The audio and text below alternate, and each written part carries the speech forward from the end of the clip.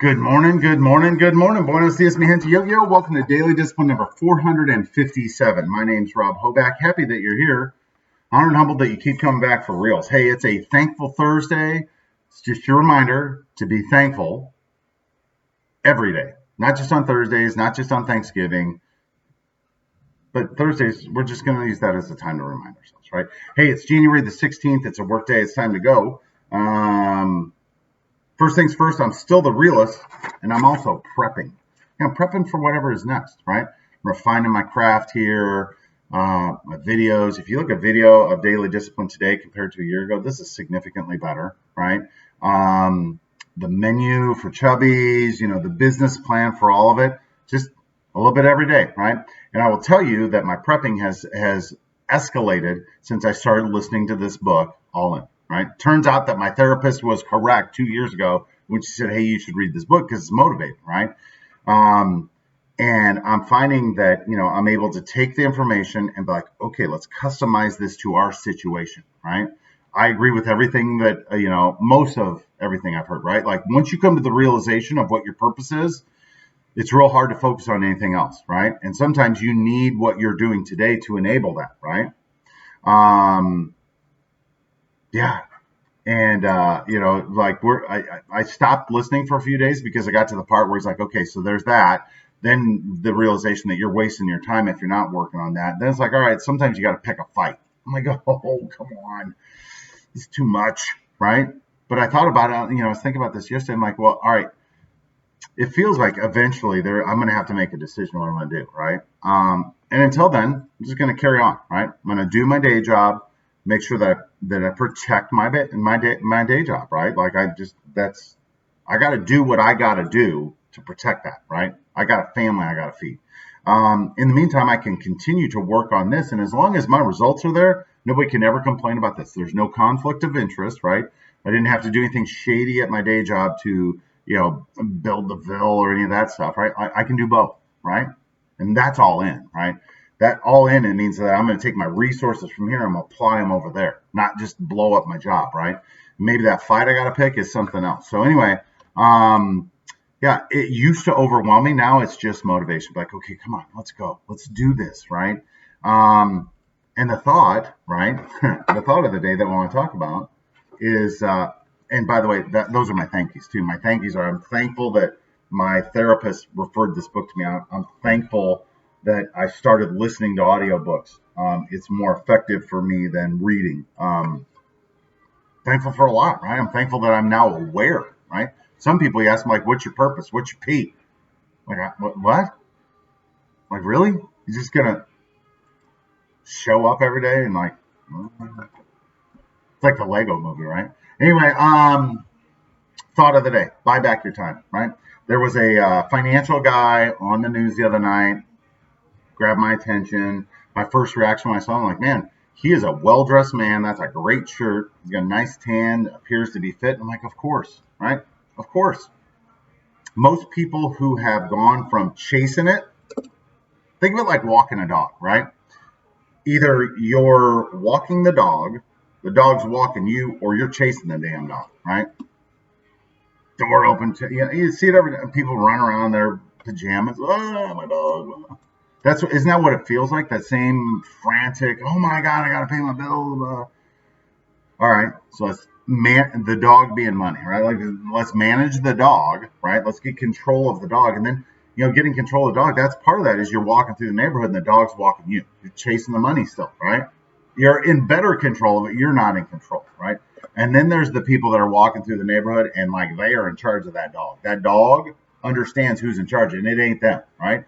Same way with people that are responsible and have mastered the money concept. Their money works for them. And because of that, because they're not chasing it anymore, they're like, oh man, this life's so much better, right? Way better. I should take care of myself. Usually fit, they have eliminated poor people decisions, of which I am proudly from a poor heritage, right? And we're going to crawl out of it together. But when he started talking about buying back your time, right? Like I initially thought, I'm like, well, yeah, okay, so I'm going to listen to him. And, he had some topical, do this, bond, stocks, But his most important advice was this: like, you gotta save your money, right? All you're doing is buying back your time, which reminded me of two things. A conversation I had with a former sales leader who basically said the same concept to me, and that was the first time I heard it. I was like, oh, that's right, right? Like, if you had a choice, you probably wouldn't go to work, right? Or do what you're, most of us would say, oh, well, I would do something else, right? But, right, they're willing to, the price a company has put on our time, they say, hey, I'll give you this much time to show up 40 hours a week. Like, I don't have a better option. I'm going to do that, right? Um, so that was interesting. And then it reminded me of this movie with Justin Timberlake in it. It's called In Time. And nobody has money, they have time, right? And he's at this high stakes poker game with a dude that had inherited a bunch of money and was reckless. And was like, I hate this. I'll live forever. For what? Like, why me, right? Why are all these people dying? And I'm like, yeah, he's aware too, right? So anyway, all that combined, buy back your time. Make sure that you be the one walking the dog, right? And if you're not there, you got to get there as quickly as possible. And then we got to teach our kids and our grandkids, right? Because that's how we break the poverty cycle, right? We break the poor people cycle by saying, okay, let's get in. Doesn't matter what we're sold. Doesn't matter.